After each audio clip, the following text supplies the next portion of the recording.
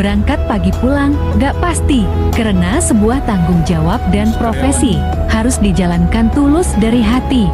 Musim panas dan hujan, ibarat teman yang datang dan pergi. Beratnya muatan adalah sebuah tanggung jawab. Naik turunnya dan terjalnya medan, memang sudah jalan itu yang harus kami tempuh. Hampir separuh waktu kurelakan duduk setia menginjak pedal, gas, rem dan kopling. Sesekali berhenti di warung kopi, hanya untuk menghilangkan rasa lelah, bukan untuk bersenang-senang. Untuk keluargaku tercinta, tidak usah kalian